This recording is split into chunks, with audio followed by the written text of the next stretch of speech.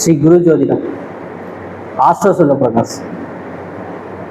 ஜோதிடம் சார்ந்த தகவலுக்கு இந்த சேனலை சப்ஸ்கிரைப் பண்ண, ஃபாலோ பண்ணுங்க, தொடர்ந்து ஆதரவு கொடுங்க. எந்த ஒரு கிரகமாக இருந்தாலும்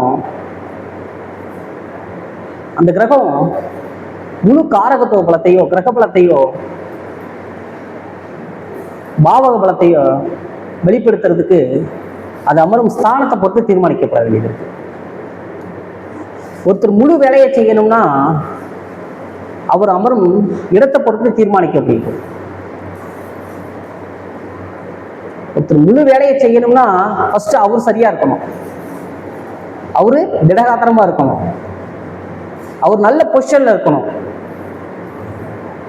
அப்படி இருந்தாதான் அவர் அந்த முழு வேலையை செய்யக்கூடியவரா இருக்காரு. நம்ம சூரியனை பத்தி பார்த்தோம், சந்திரனை பத்தி பார்த்தோம், செவ்வாயை பத்தி பார்த்தோம், புதனை பத்தி பார்த்தோம். அதுக்கு அடுத்துள்ள கிரகமான குருவை பத்தி பார்க்கட்டும். குருவுக்கும்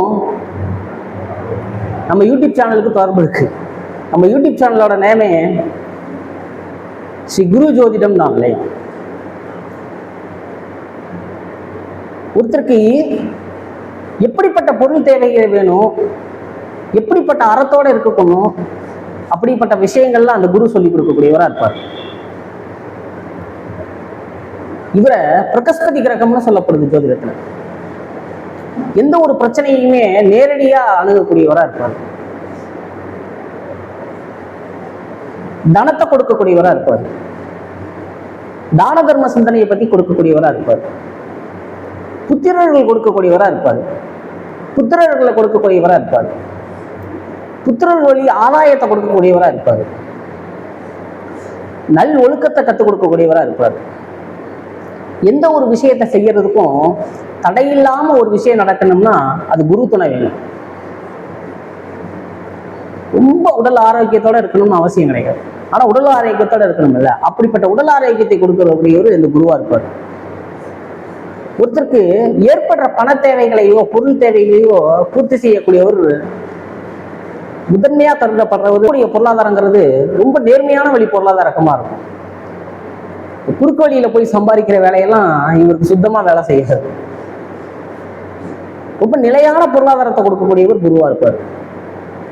நிலையான அறிவை கொடுக்கக்கூடியவர் குருவா இருப்பார். சாஸ்திர அறிவை கொடுக்கக்கூடியவரா இருப்பார். உயர்ந்த கல்வியை கொடுக்கக்கூடியவரா இருப்பார். ஞானத்தை கொடுக்கக்கூடியவரா இருப்பார். சுக்கிரனை போலவே பொருளாதாரத்தை கொடுக்கக்கூடியவர். சுக்கிரன் அசுர குருன்னு சொன்னாலும் தேவகுரு போல இருக்குமா? அப்படிப்பட்ட சொல்லு. சுக்கிரன் எந்த வகையிலையாவது பொருளாதாரத்தை சேர்க்கணுங்கிற எண்ணங்கள் விளங்கிட்டு இருக்கோம். ஆனா குரு கொடுக்குற பொருளாதாரம் நிலையான பொருளாதாரமா இருக்கும். குறுக்கு வழியில முயற்சி செய்கிற எண்ணங்களே இருக்காது. ஒரு ஜாதகத்துல குரு லக்னத்துல இருந்துட்டார்னா ரொம்ப ஒழுக்கமான நபரா இருப்பாங்க. தர்மகாரியங்கள் செய்யணுங்கிற அப்படிங்கிற எண்ணங்கள் மேலோங்கிட்டே இருக்கும். ரொம்ப ஞானமான அறிவுலாம் கிடைக்கும் அவங்களுக்கு. ரொம்ப நேர்மையா நடந்தக்கூடிய சூழல்லாம் அவங்களுக்கு வெளிப்படுறதுக்கான வாய்ப்புகள் இருக்கும். இப்படி எல்லா விஷயத்திலையும் குரு போல ஒரு கிரகம் கொடுக்க முடியாது. குரு பார்த்தா கோடி நன்மைகள் அப்படின்னு சொல்லுவாங்க. நம்ம ஊர்ல இன்னும் வழக்கங்கள்ல கூட இருக்கும். ஒரு கல்யாணம் நடக்குது அப்படின்னா, எப்பா குரு பார்க்கறாரான்னு பாருப்பா அப்படின்னா, குரு பார்த்தாருன்னா அந்த விஷயம் தடை இல்லாம கிடைக்கும் அப்படின்னு அர்த்தம். அப்படிப்பட்ட குரு எங்கிருந்தா எப்படிப்பட்ட வேலையெல்லாம் செய்வார் அப்படின்னு தெரிஞ்சுக்கணும். ஒரு கிரகம் ஸ்தான பலத்தின் மூலியமா தன்னோட பலனை வெளிப்படுத்தக்கூடியதா இருக்கும். திக்பலத்தின் மூலியமா தன்னோட பலத்தை வெளிப்படுத்தக்கூடியதா இருக்கும். காலபலத்தின் மூலியமா தன்னோட பலத்தை வெளிப்படுத்தக்கூடியதா இருக்கும். நைசார்கிய பலத்தின் மூலியமா தன்னோட பல வெளிப்படுத்தக்கூடியதா இருக்கும். கிரகங்கள் வர்க்கோத்தம் அடைகிறது, பரிவர்த்தனை அடைகிறது, இதன் மூலியமா கூட தன்னோட பலத்தை முழுமையா வெளிப்படுத்தக்கூடியதா இருக்கும். ஆட்சி, உச்சம், மூலத்திரிகோணம், இதன் மூலியமா கூட ஒரு கிரகம் முழுமையான தன்னோட பலத்தை வெளிப்படுத்தக்கூடியதா இருக்கும்.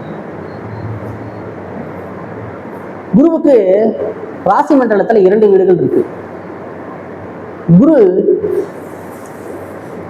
தனுசுல இருக்கும்போது ஆட்சித்தன்மை அடைகிறார். ஒருத்தருக்கு ஏற்படுற தேவைகளை, பண தேவைகளை பூர்த்தி செய்யக்கூடியவரா இருப்பார். மிக உயர்ந்த ஞானம் எல்லாம் கிடைக்கக்கூடிய சூழல்லாம் கிடைக்கும்.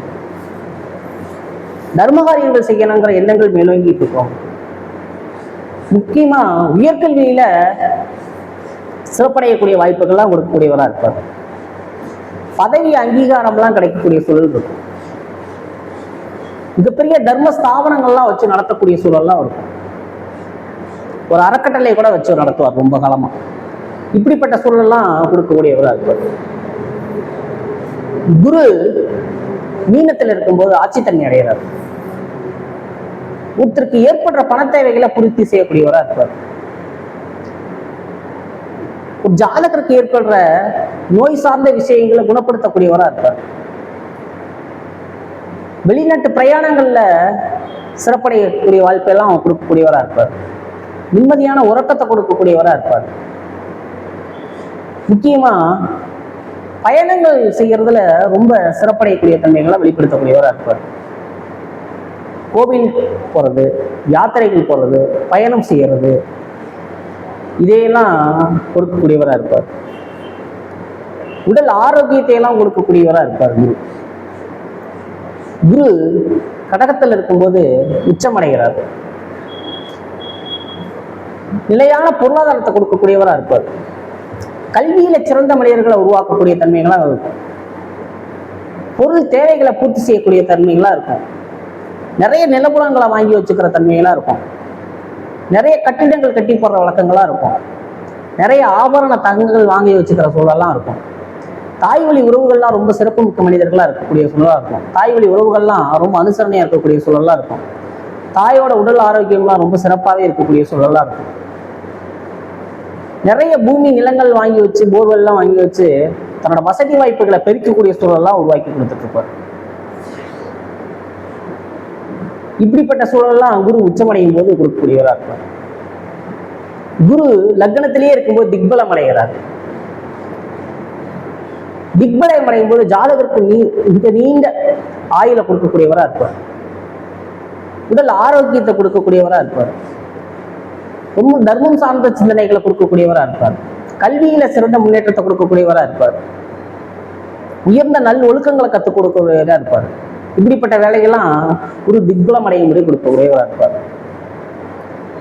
எந்த ஒரு கிரகமா இருந்தாலும் குறைஞ்சபட்சம் சமங்கிற தன்மையாவது பெற வேண்டிய அவசியமா இருக்கு. ஆட்சியா இருந்தா பிரச்சனை இல்லை, உச்சமா இருந்தா பிரச்சனை இல்லை, மூலத்திரிகோணமா இருந்தாலும் பிரச்சனை இல்லை. ஆனா பகையோ நீசம் அடையாம இருக்கிறது சிறப்பு. இப்படி குரு கொடுக்கிற பொருளாதாரமானது ரொம்ப சிறப்பு வாய்ந்ததா இருக்கும். ஒருத்தருக்கு எப்படிப்பட்ட சூழல்ல இருந்தும் விலகக்கூடிய வாய்ப்பெல்லாம் குரு கொடுக்கிறாரு. நவகரங்கள்லயே குரு மட்டும்தான் எல்லா விஷயங்களையுமே சிறப்பா செய்யக்கூடியவரா இருப்பார். பரிபூர்ண சுபரா இருக்கக்கூடிய ஒரு குருவா இருப்பார்.